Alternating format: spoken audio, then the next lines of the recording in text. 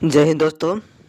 आज पुनः जो होता है रेलवे आरपीएफ एसआई का जो होता है प्रीवियस ईयर क्वेश्चन लेकर आए हैं, जिसमें से पहला क्वेश्चन है प्रकाश संश्लेषण के दौरान प्रकाश ऊर्जा रूपांतरण होता है। अब कहता है कि प्रकाश संश्लेषण में जो होता है जो प्रकाश ऊर्जा किस रूप में रूपांतरित होती है। पहला भौतिक ऊर्जा, दूसरा जो होता है रासायनिक ऊर्जा, तीसरा ऊष्मा ऊर्जा, डी में विकिरण ऊर्जा। अब यहाँ पे जो होता है कि कैसे होता है, जैसे प्रकाश संश्लेषण क्रिया होता कैसे है, तो इसके लिए जो होता है कि CO2 प्लस H2O, ये जो होता है सूर्य के प्रकाश में और यहाँ पर जो होता है पत्ती में पाया जाता है क्लोरोफिल। क्या पाया जाता है? क्लोरोफिल। क्या पाता है? क्लोरोफिल। यह उपस्थिति में जो होता है यहाँ बना देता है C6H12O6 प्लस O2।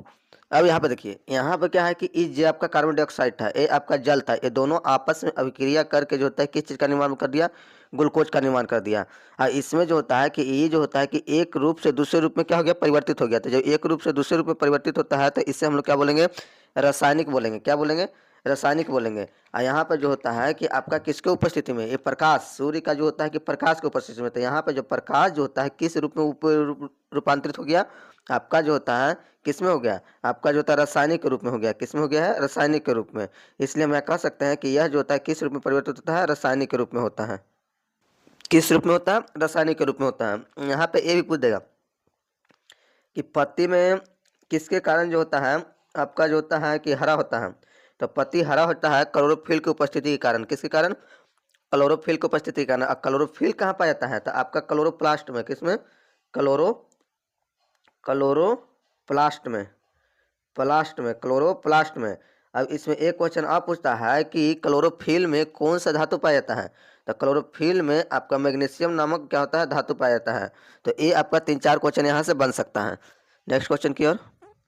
अतः इसका राइट आंसर हो गया आपका कौन हो गया? बी ना, रासायनिक ऊर्जा। प्रकाश ऊर्जा को किस ऊर्जा में परिवर्तित करता है? रासायनिक ऊर्जा में। नेक्स्ट क्वेश्चन, पौधा द्वारा अतिरिक्त जल छुटकारा पा सकता है। अब कहता है कि पौधा जो होता है अगर जल को अधिक जो होता है कि ग्रहण कर लेता है तो उस समय जो होता है कैसे छुटकारा पाएगा?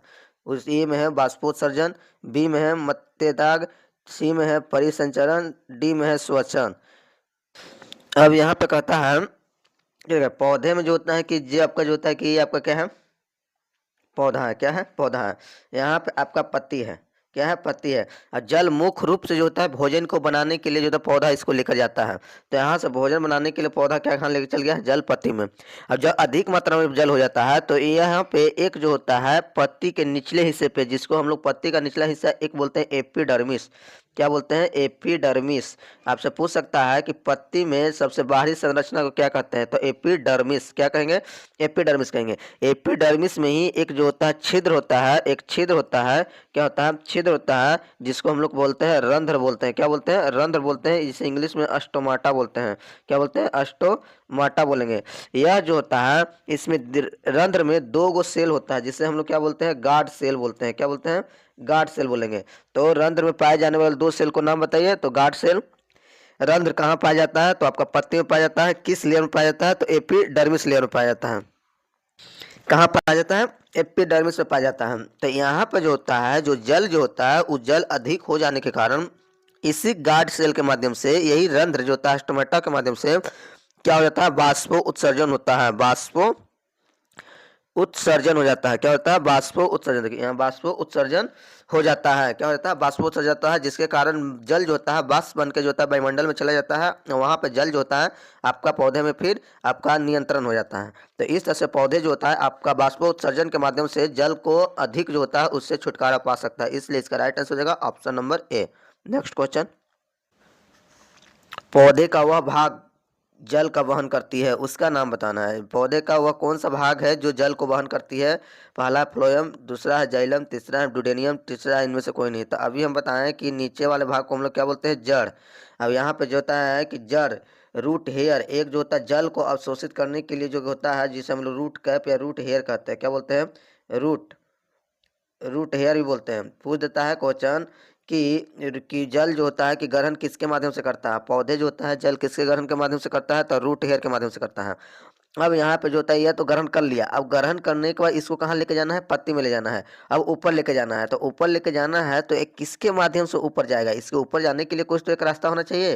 तो इसको ऊपर जाने के लिए जो रास्ता होता है उससे हम जो होता है कि क्या बोलते हैं, जाइलम बोलते हैं। क्या बोलते हैं, जाइलम बोलते हैं, जाइलम, जाइलम कहेंगे। अब यहाँ पे देखिए दो तरह का क्वेश्चन है, एक होता है जाइलम, एक होता है फ्लोएम। जाइलम जो होता है जल को ले जाता है, किसको ले जाता है, जल को ले जाता है। जबकि फ्लोएम जो होता है आपका, फ्लोएम जो होता है आपका भोजन को ले जाता है। क्या लेता है, भोजन को ले जाता है। तो आप दोनों में से पूछ सकता है कि खाद्य पदार्थ को पौधा जो होता है वहन किसके माध्यम से करती है, तो फ्लोएम के माध्यम से।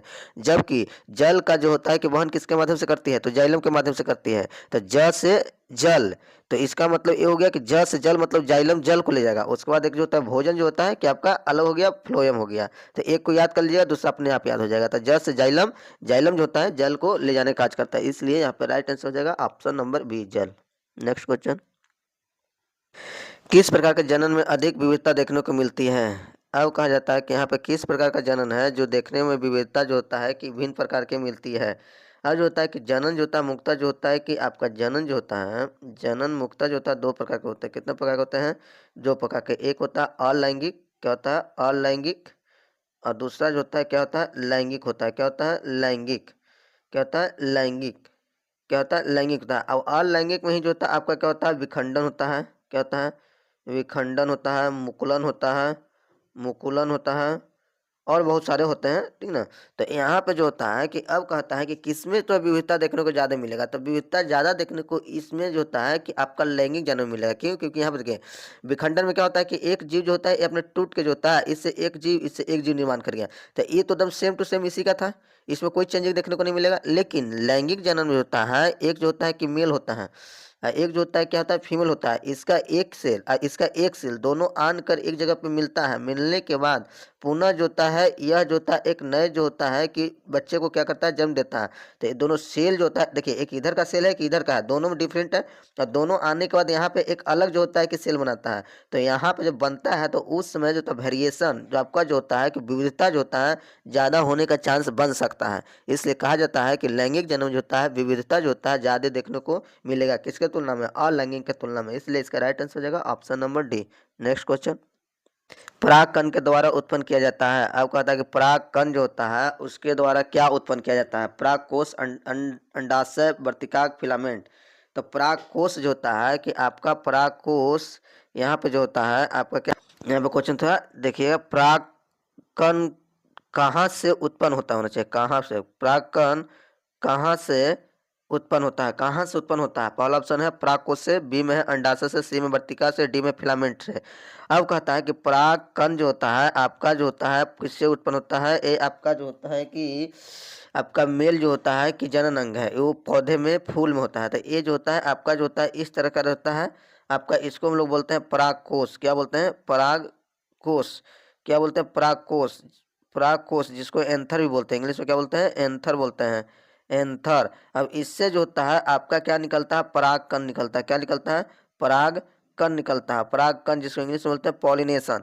तो इसके नीचे एक जो होता है डंठल के समान संरचना होता है, उसे हम जो होता है कि फिलामेंट बोलते हैं। क्या बोलते हैं, फिलामेंट बोलते हैं, आपका ये फिलामेंट बोलते हैं। तो अब देखिएगा कि किसी फूल, ओढ़ुल के फूल में देखिएगा कि एक डंठल के समान संरचना रहेगा, उसका जो ऊपरी हिस्सा जो होता है क्या होता है, थोड़ा मोटा होता है, और नीचे एक जो होता है पतला धागा के समान जो होता है संरचना होता है। तो पतला धागा के समान जो संरचना होता है उसे हम फिलामेंट बोलेंगे, और जो ऊपर मोटा होता है उसे हम क्या बोलेंगे, परागकोश बोलेंगे। इसी परागकोश के अंतर जो होता है आपका जो होता है कि परागकण पाया जाता है, पॉलिनेशन पाया जाता है, जो पौधे में जो होता है प्रजनन के लिए क्या करता है, जिम्मेदार लेता है। तो इससे इसका राइट आंसर हो जाएगा ऑप्शन नंबर ए, परागकोश। परागकोश के अंदर जो होता है परागन पाया जाता है।